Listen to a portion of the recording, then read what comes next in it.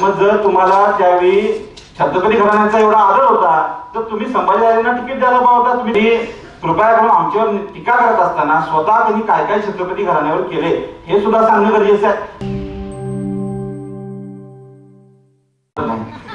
आणि आज या निमित्त बोलत असताना निश्चितपणानं 2019 साली जी निवडणूक झाली त्या बाबतीत साहेब मी एक वेगळा 2 मिनिट मांडणार आहे।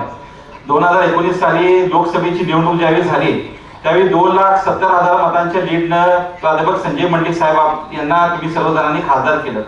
आम्ही खासदार झालो, एक 2 महिन्याचा कालावधी गेला आणि त्याच्यानंतर कोल्हापूरमध्ये फार मोठा महापूर आला।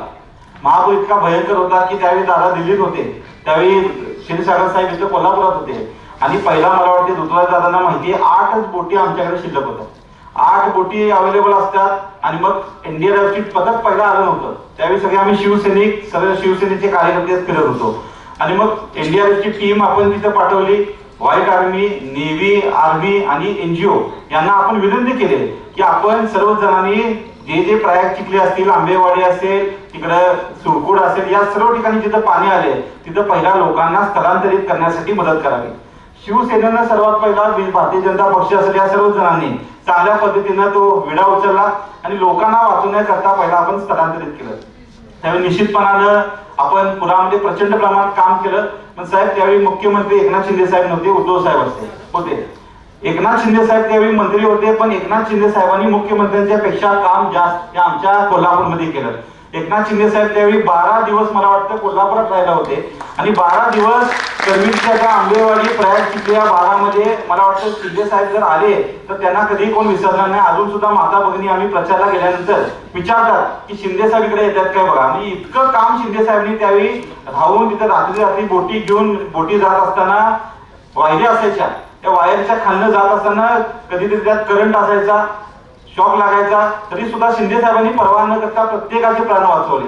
फक्त वाचवलेच नाही तर स्थलांतरित केल्यानंतर मला अजूनही लक्षात आहे की क्षीरसागर साहेबांच्या माध्यमातून आपल्या सर्व नेत्यांच्या माध्यमातून धान्य पुरवणं आपण काम केलं।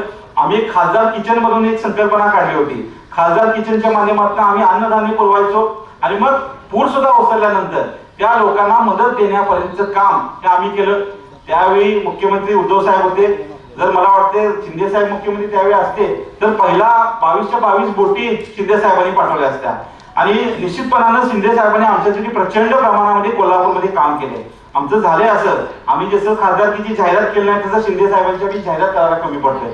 सारखं सतत आम्हाला सांगावं लागतं आणि सांगणं गरजेचं आहे, प्रत्येकापर्यंत पोहोचवणं गरजेचं आहे। कोरोना आला, कोरोना इतका भयंकर देशभरामध्ये आला की पहिल्यांदाच असा आजार होता, असाच महामारी कधी कुणी बघितली नव्हती। आणि मग कोविड मध्ये मला खरोखर सांगावंसं वाटतं की जी सर्व नेते मंडळी आहेत या सर्व नेते मंडळींनी पहिला पीपी किट वाटणे असू दे, नंतर ऑक्सिजन टँकचं सिलेंडर पुरवणे असू दे, पुन्हा रेमडेसिवीरचे इंजेक्शन एक होतं ते पहिला 4,000 रुपयाला होतं, नंतर 5,000ला झालं, नंतर 40,000ला झालं।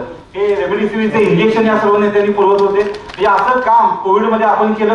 त्याच्यानंतर मग आपल्याला माहिती आहे की उद्धव साहेब आपल्याला काय निधी देत नव्हते, शिंदे गटात याचा आम्ही निर्णय घेतला, शिंदे गट निर्माण केला आणि मग शिंदे गटात आल्यानंतर आम्हाला निधी हा भरपूर असा मिळाला। लोक आम्हाला विचारतात की पहिल्या 2.5 वर्षामध्ये तुम्हाला उद्धव साहेबांनी काय दिलं काय? साहेब 1 रुपयाचा निधी उद्धव साहेबांनी आम्हाला दिला, 1 रुपयाचा निधी। शिंदे साहेबांच्या इथं आल्यानंतर शिंदे साहेबांच्या माध्यमातून, देवेंद्रजी फडणवीस साहेबांच्या माध्यमातून आणि नंतर अजितदादांच्या माध्यमातून कोल्हापूर महानगरपालिकेसाठी, कोल्हापूर शहरासाठी 676 कोटी रुपयाचा निधी हा आपल्या सरकारने दिलाय। त्यामध्ये कोल्हापूर महानगरपालिकेच्या अंतर्गत रस्ते असू दे, कोल्हापूर महानगरपालिकेमध्ये पुढचं ई बसेसची सेवा असू दे, आता ती होणार आहे। कोल्हापूर शहरासाठी गोकुळ हॉटेलच्या नजीकचं पार्किंगचं एक मंजुरी मिळाली त्याला, ते सुद्धा काम चालू होणार आहे। काळमवाडी थेट पाईपलाईनची योजना आहे, श्री महालक्ष्मी मंदिर तीर्थक्षेत्राचा आराखडा असू दे, कोल्हापूर शहरातील रंकाळा तलाव जतन व संवर्धनासाठी निधी असू दे, त्याच पद्धतीनं राजर्षी शाहू समाधी स्थळ विकसित करणे, कोल्हापूर रंकाळा येथे बॉटॅनिकल गार्डन करणे, अशी सगळी कामं ही 676 कोटी रुपयाची आपल्या सरकारने या 2.5 वर्षामध्ये दिली, 5 वर्षामध्ये म्हणत नाही। निश्चितपणाने हे कामं आमची भरपूर प्रमाणामध्ये केलेली आहेत, पण आम्ही जाहिरात करायला खरं म्हटलं तर कमी पडलो। जाहिरात करायला पाहिजे, सगळ्यांनी सांगितलं पाहिजे। निश्चितपणानं मला या निमित्त एवढंच बोलावं वाटतं की आम्ही खासदार म्हणून काय काम केलं हा सुद्धा लोकांना थोडाफार माहिती आम्ही देणं गरजेचं आहे। आम्ही ईएसआयसीचा दवाखाना केला। ईएसआयसीचा दवाखाना हा कामगारांचा दवाखाना। आपले अनेक जण, आपले सगळे पाहुणे, अनेक जिल्ह्यांमध्ये असतील, तालुक्यांमध्ये असतील. ESICचा दवाखाना आधी एक कामगारांसाठी वेगळा दवाखाना नव्हता. कामगारांच्यासाठी पहिला 2012 साली लोकनेते सदाशिवराव मंडलिक साहेबांनी पत्रव्यवहार करून दवाखाना चालू करण्यासाठी अर्ज केला होता. 14 ते 19 माडिक साहेबांच्या काळामध्ये तो चालू झाला. पुन्हा माडिक साहेबांनी नंतर चालू केला आणि मग 19च्या नंतर 45 कोटी रुपयाचा निधी हा मंडलिक साहेबांच्या माध्यमातून ESICच्या दवाखान्याला लागला. मला हे आज सांगण्यात आनंद होतोय की 8,000 लोक म्हणजे 8,000 कुटुंब ESICच्या माध्यमातून त्यांचा उपचार झाले. निश्चितपणाने ही कामं आमची झालेत. त्याचबरोबर हॉकी स्टेडियम 5.5 कोटी रुपयाचं खेलो इंडियाच्या माध्यमातून आपण हॉकी स्टेडियम केले. आपल्या सरकारने केले. किरण रिजिजू हे मंत्री होते त्यावेळी त्यांनी केले आणि आताचे ठाकूर साहेब यांच्या माध्यमातून झाले. त्याच पद्धतीनं कोल्हापूर ते संकेश्वर ते आंबोली, मला वाटते विपुल तुम्ही गोव्याला जातच असणार. जात असताना जो तो रस्ता आहे तो रस्ता आपण केलाय. नितीन गडकरी साहेबांच्या माध्यमातून 500 कोटी रुपयाचा रस्ता आपण दिला. इथनं कोल्हापूर ते कळे ते संकेश्वर हा रस्ता 171 कोटी रुपयाचा रस्ता हा आपण केलाय. पुन्हा चंदगडमध्ये चंदगडमध्ये काजूची शेती ही मोठ्या प्रमाणात केली जाते. तिथं काजू मंडळाचं एक विभागीय कार्यालय व्हावं ही तिकडच्या लोकांची मागणी होती. आपण एक काजू मंडळ तिथे दिले. त्या मंडळाचं काम असं असणार की जे काजू व्यापारी असतील ते एकत्रितपणे त्या काजू मंडळात येतील, तिथं बोली लावतील, जसं मार्केट यार्ड मध्ये होतं तशा पद्धतीनं, आणि त्यांना त्यांच्या भावाला मालाला चांगला भाव मिळेल अशा पद्धतीचं काजू मंडळ आपण केलं. म्हणजे अशी भरपूर कामं आमची सांगण्यासारखी भरपूर आहेत. एकंदरीत मी सांगतो, आमच्या कोल्हापूर लोकसभा मतदारसंघामध्ये 950 ग्रामपंचायती येतात, 1 कोल्हापूर महानगरपालिका आणि 5 नगर परिषद नगरपंचायत. या सर्वांसाठी 800 कोटी रुपयाचा निधी हा आम्ही या 5 वर्षामध्ये दिला. कोल्हापूर महानगरपालिका त्यामध्ये 600 कोटीचा निधी दिला आणि हे एकनाथ शिंदे साहेबांच्या माध्यमातून, देवेंद्रजी फडणवीस साहेबांच्या माध्यमातून, अजितदादा पवार साहेबांच्या माध्यमातून शक्य झालं. त्या कामाच्या जोरावर तुम्ही प्राध्यापक संजीव मंडलिक साहेबांना उद्या मतदान करावं ही विनंती आपल्याला करतो. मी या निमित्त एक मुद्दा उपस्थित करायचा आहे. ते म्हणजे 2009 साली साहेब अशीच एक लोकसभेची निवडणूक झाली. त्यावेळी आमचे आजोबा कैलासवासी लोकनेते मंडलिक साहेब हे निवडणुकीला उभारले होते, अपक्ष म्हणून उभारले होते. त्यावेळी विजय देवणे साहेब सुद्धा उभारले होते आणि तिकडे संभाजीराजे सुद्धा उभारले होते. त्यावेळी विजय देवणे साहेबांनी एक वाक्य काढलं होतं. ते वाक्य मी निश्चितपणाने वाचून दाखवतो. ते म्हणजे काय, जेवायचं वाड्यावर जेवणे आणि मताला देवणे, बरोबर ना? वाड्यावर जेवणे आणि मताला देवणे.